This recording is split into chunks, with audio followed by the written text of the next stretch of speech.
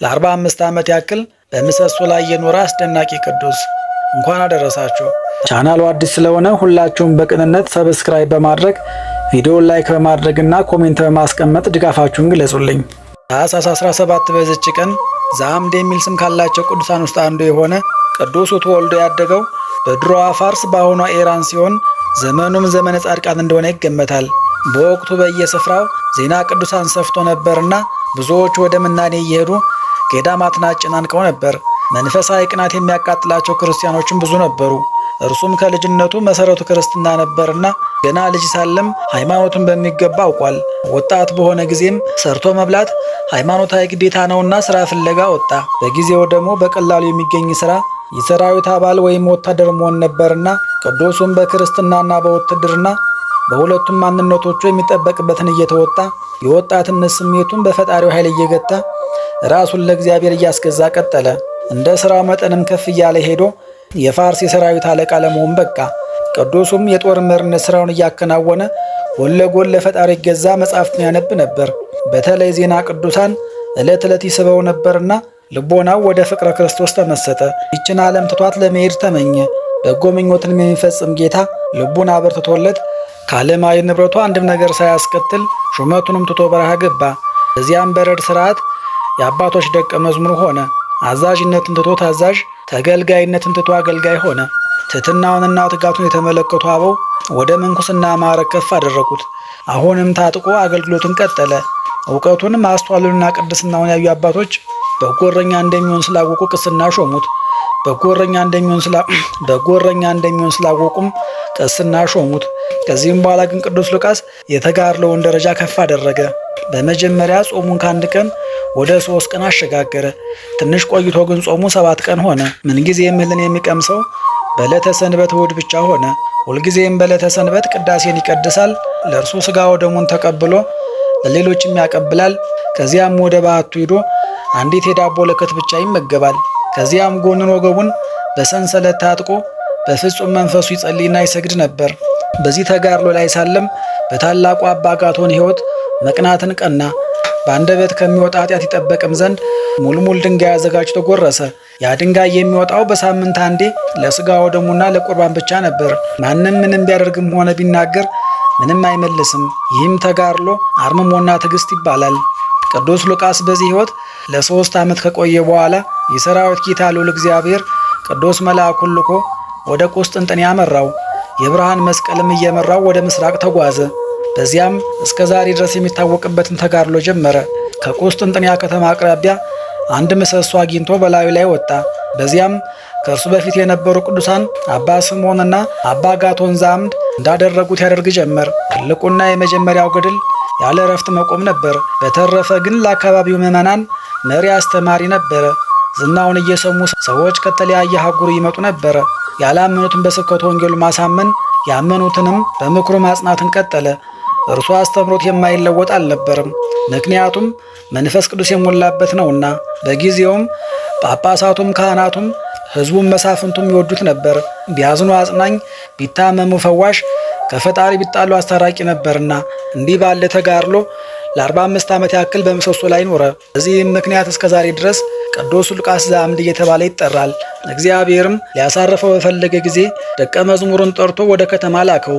መልእክቱን የሰሙ የቁስጥንጥንያ ከተማ መሳፍንት፣ ጳጳሳት፣ ሕዝቡና ካህናቱ እየፈጠኑ ሲመጡ ታኅሳስ 15 ቀን በፍቅር አርፎ አገኙት።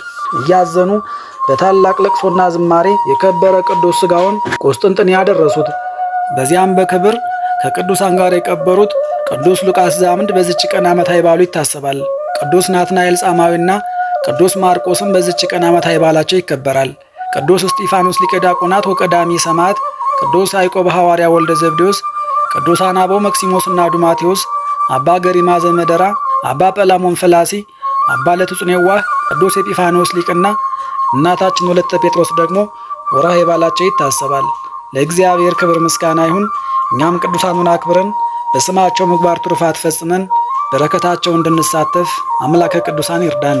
ስንክሳር ዘወርኃ ታኅሳስ 17 አንድ አምላክ በሆነ በአብ በወልድ በመንፈስ ቅዱስም ታኅሳስ 17 በዚች ቀን የቅዱስ ሉቃስ ዘአምድ የሥጋው ፍልሰት ሆነ። እርሱም ከፋርስ ሀገር ነው።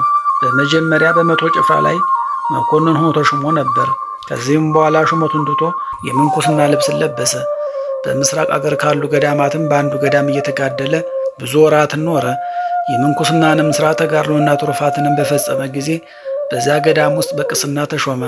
በተሾመም ጊዜ በዚያ በኖረበት መጠን የብረት ልብስን ለበሰ። ከዚያችም ወዲህ 6 ቀን የሚጾም ሆነ። በክርስቲያን ሰንበት ቀንም ቀድሶ ሥጋውና ደሙን ይቀበላል። ከዚህም በኋላ ከጎመን ጋር አንድ የዳቦ ለከት ይመገባል። ከዚያም በኋላ ከአምድ ላይ ወጥቶ በላዩ 3 ዓመት ቆመ። በስሙም ሲጠራውና ከዚያ አምድ ላይ እንዲወርድ ሲያዘው የመልአክን ቃል ሰማ። የብርሃን መስቀልንም አሳየው።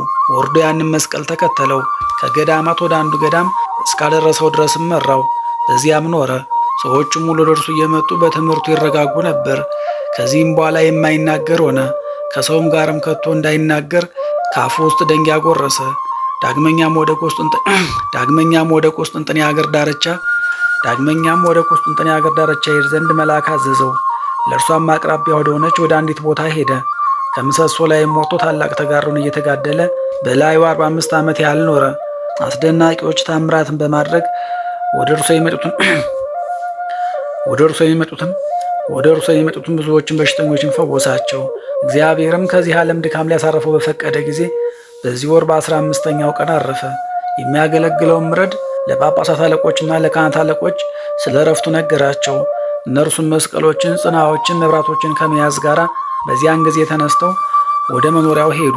በላዩም ጸልየው ተሸክመው ወደ ቆስጥንጥንያ ከተማ ወሰዱት። ባረፈ በ3ኛው ቀን ታኅሳስ 17 በዚች ቀን አደረሱት። ወደ ቤተ መቅደስም አስገብተው የከበረ ሥጋው ባለበት እንደሚገባ ጸሎትን ፈጸሙ። ከእርሱም ተባረኩ። የተሰበሰቡትም ሁሉ ተባረኩ። ከዚህ በኋላ ከእርሱ አስቀድሞ የቅዱሳን ሥጋቸው ወዳለበት ሳጥን ውስጥ ጨመሩት።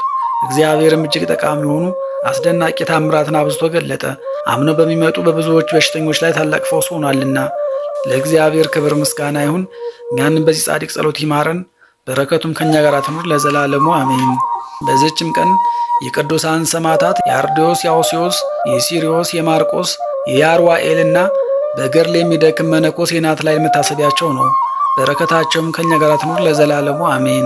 ጌታ ሆይ ከብልጽግናቸው ብዛት የተነሳ ብዙ መባ ካገቡት ይልቅ የዳዊትን አነስተኛ መባ እንደተቀበልክ ለሁል ጊዜ የሚያገለግሉ አላፍ መላእክትን እያሳሰብኩ በችግሬ ጊዜ የማቀርብልን ምስጋና ተቀበል። እናንተም ቅዱሳን ነቢያት፣ የወንጌል ሰባኪያን ሐዋርያት፣ ሰማዕታትና ጻድቃን፣ ትጉሃን መላእክት፣ ፍጹማን ደናግል እንዲሁም ደጋጎች መነኮሳት ሆይ ልጅ አዋቂ ሳንለይ የምንሰበሰብበትን የጉባኤ ቦታ ባርኩ። ይህንን መጽሐፍ ወረቀት አዘጋጅቶ ብራና ዳምጦ የጻፈውን ያጻፈውን ከግዕዝ ወደ አማርኛ የተረጎመውን ቃለ ንባቡን በእርጋታ መንፈስና በተመስጦ ሕሊና ያዳመጠውን በደለኛን ሁሉ በምታስምር በጌታ እናት በማርያም ጸሎት ኢየሱስ ክርስቶስ በአንድነት ይማረን። በማርያም ጸሎት ኢየሱስ ክርስቶስ በአንድነት ይማረን።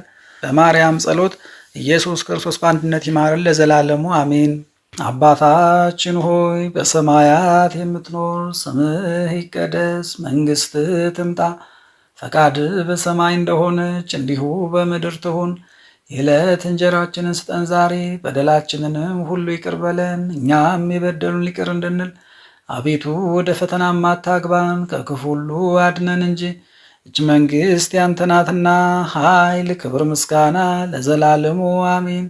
እመቤታችን ቅድስት ድንግል ማርያም ሆይ በመልአኩ በቅዱስ ገብርኤል ሰላምታ ሰላም እንልሻለን። በሐሳብሽ ድንግል ነሽ፣ በሥጋሽም ድንግል ነሽ።